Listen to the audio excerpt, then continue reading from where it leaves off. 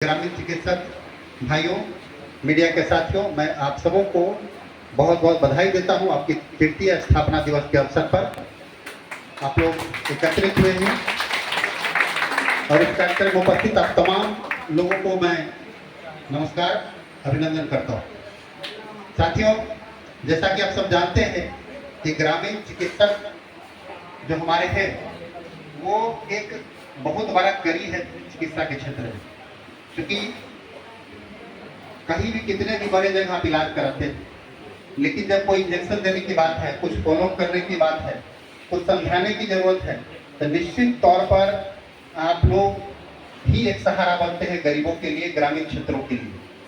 और खास करके रात के समय में, जिस समय लोगों को भी इमरजेंसी होता है, जो सुदूर देहात से शहर नहीं पहुंच सकते हैं, उस समय के लिए आप ही एक सहारा है।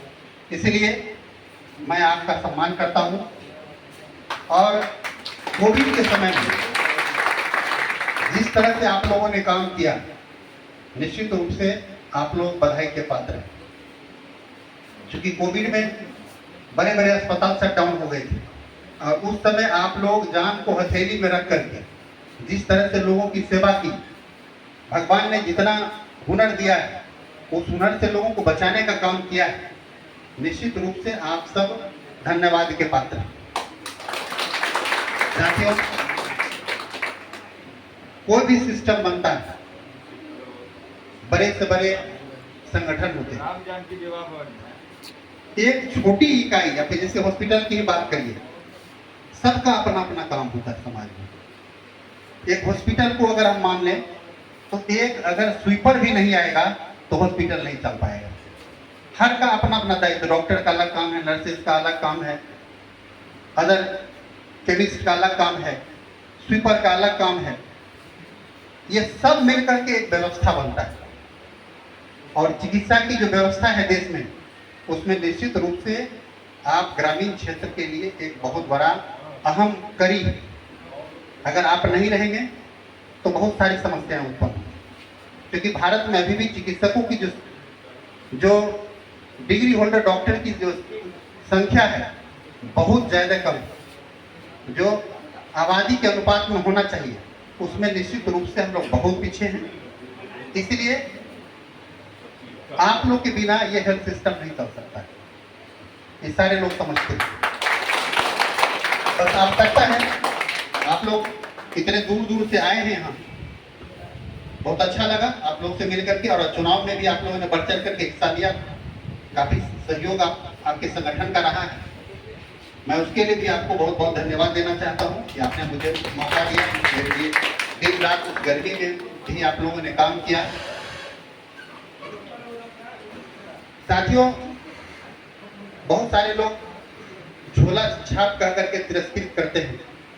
मैं वैसे लोगों को कहना चाहता हूँ कि जो पूरी व्यवस्था में कोई भी कड़ी, एक कड़ी को आप हटा देंगे वो सिस्टम गड़बड़ हो जाएगा।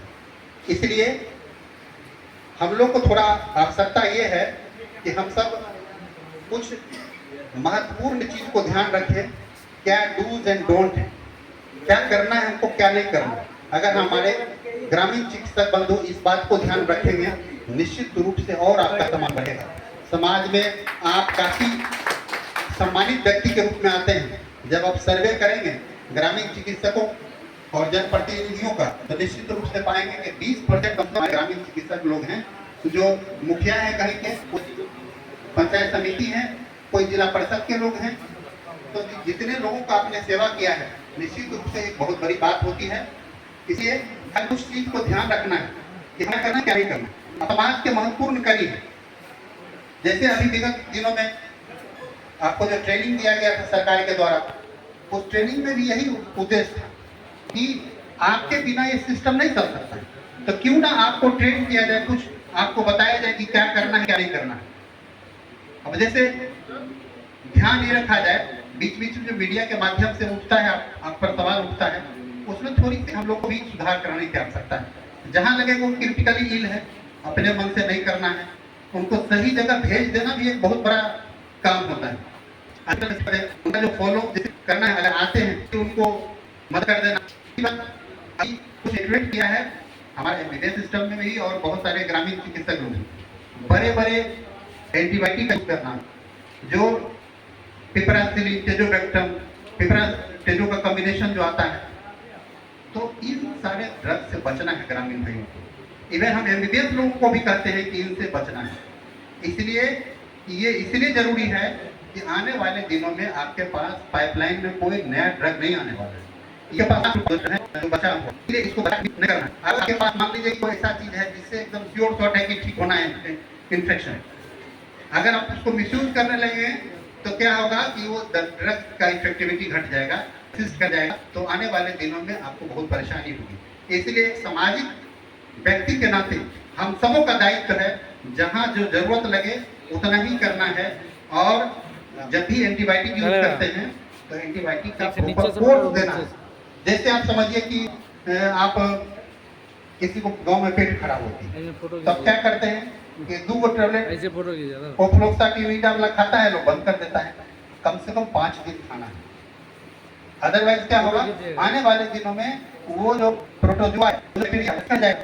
अभी फिर वही दवा खिला रहे हैं लेकिन काम नहीं करेगा। आप याद कीजिए उन दिनों को जब यूटीआई होता था, पेशाब में इन्फेक्शन होता था, आप ओफ्लोक्सासिन देते थे तो 102 दिन में ठीक हो जाता था। अब गांव में क्या होता है, लोगों में इतना अवेयरनेस नहीं होता है, वो कहेंगे अब ठीक हो गया तो दवा क्यों खाएंगे। आपको समझाना है, आप चूंकि ग्रास रूट पर काम करते हैं, आपका काम है समझाना कि नहीं इसका 5 दिन का कोर्स है, आपको खा लेना है। नहीं तो क्या होगा कि आने वाले दिनों में जब ये बैक्टीरिया रेसिस्ट कर जाएगा तो आपको काम नहीं करेगा। पहले